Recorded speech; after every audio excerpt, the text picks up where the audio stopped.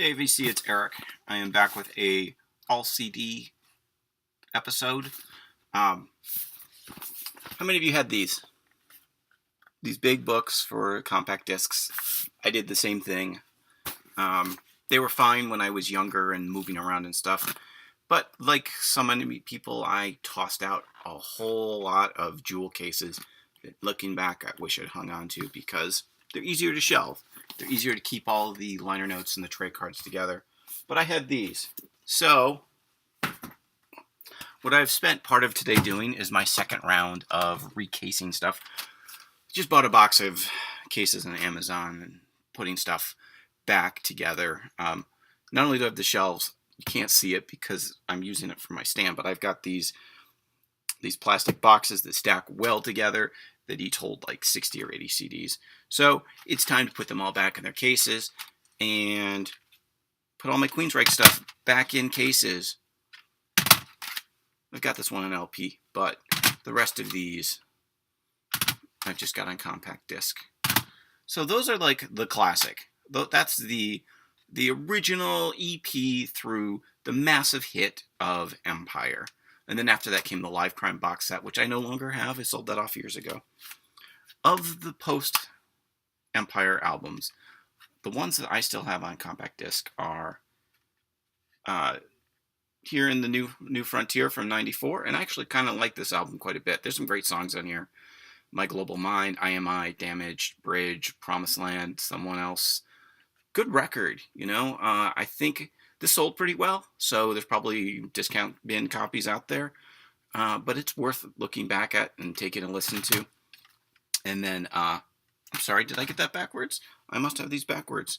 So this is See Here in the New Frontier, and I've got hit in the wrong case because this is the Promised Land. Yeah, that's great. I've got this is great video. Anyway, Promised Land, which is also good, which has Sign of the Times and wow, I don't really remember much off of this. Probably why I didn't buy any more after that. Promised Land's the one I liked. See Here in New Frontier was the one that kind of went off the rails for me. Anyway, I'll deal with that later. All of this is to get me to this point. The other thing that I recased, another band that I really loved from the era that I know some of you love because we've talked about it. King's, you know, Out of Silent Planet.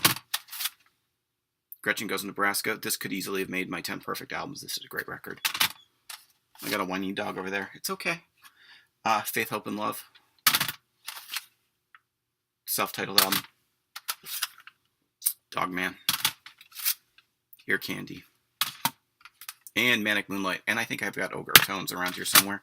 To dig that out at some point. But what I really wanted to show was some King's related rarities. Now, King's originally were produced by a guy named Sam Taylor, who was their manager and producer, and he also worked with a couple other bands.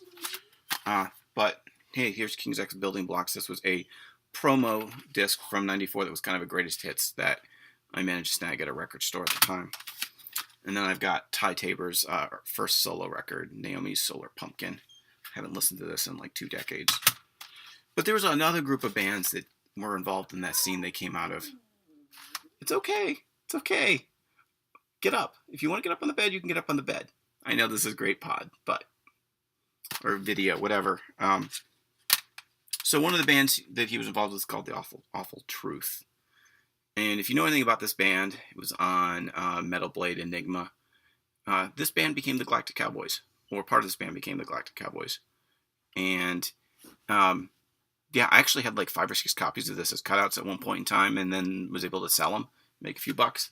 This is like proto Galactic Cowboys. If you see this and you're like the Galactic Cowboys, check it out. Speaking of the Galactic Cowboys, I have got this kind of cool promo single for I Am Not Amused, which was the first song off their first album. That was a single and was debuted on the Buzzbin on MTV and didn't do well for a lot of reasons. They were really not what people were looking for.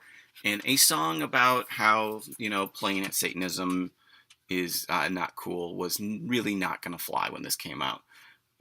But this is a really cool little single that I got. And then I've also got And my Galactic Cowboy CDs, by the way. All right. Where are we? They're up here.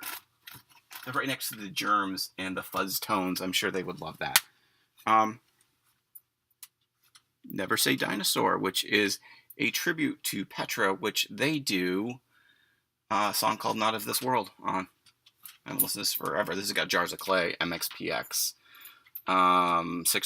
Sixpence, None the Richer, Plank Eye. Those are the bands on here that I know. It's one of those that I really should dig out and listen to. So, after the Galactic Cowboys called it quits the first time, and they came back on Metal Blade with an album called Machine Fish, they did not have their original guitar player, Dane Sunner. And, wow, I should have looked this up before I pulled it out, but he apparently played in Greytown with Ben Huggins from Galactic Cowboys, I guess his son, on drums. And I ordered this disc from them way back in the day, way back in '98. Once again, another one I haven't listened to in I don't know how long, but that's kind of a cool little thing. So I've talked to a few people, or people have commented on this. The third band of the Sam Taylor kind of triangle of, melodic thrash metal, hard rock bands of that era was the Atomic Opera. This is their one and only major label album. This is a great kind of heavy thrashy record from that era. If you like the Galactic Cowboys, you like King's X. If you like Christian music, Atomic Opera is definitely for you. And they were dropped by Collision Arts, which I think was their label, which actually, I believe, only released like 4 records before they went out of business. So it wasn't so much dropped as the label was dropped. And they came back together and they put out a couple more CDs. This is the Alpha and Oranges. And this is the Gospel Cola. And then this is the Penguin Dust CD. Yeah, I got a bunch of those back in the day when the internet was young and you could order that kind of stuff. And lastly, a band that was kind of on the edge of that whole scene that knew some of the members and worked with them in different capacities. This is Velvet Hammer, which were a kind of folky, melodic, hard rock band. Think King's X, Jethro Tull, that kind of stuff. It was actually like email buddies with the bass player, and I just opened this disc to realize that she had autographed this to me way back in like '95. So this is a live album that's got some great stuff on it. They have a song called Kansas that's amazing. Ty Tabor from King's X did the video for that, and that's on YouTube. You can check that out. And then this was their Storybook record. And I believe what happened is somebody threatened to sue them over the name, and they didn't have any money, so they had to change their name to something else. But, yeah. So that's my collection of King's X and some Queensryche and all that kind of stuff. Some people I thought would enjoy seeing it. So if you liked it, hit the like button. If any of this stuff sounds interesting, check YouTube, check Discogs, see what you can dig up about this stuff. There's so much stuff out there that you can dig out and discover. We all know the big names. We all know the Pearl Jams and the Poisons and the Aerosmiths and all that kind of stuff. But there's so much more. And to be honest, the majority of my stuff is not that common. I've got some of that, and I like some of that. But a lot of it is oddball, odds and ends. You can look at my movies here and see, you probably recognize some of these titles, and a lot of them you're like, what is that? But that's what I like to show, and that's what I want to share with people. So, hope you dig the video, and I'll catch you all next time.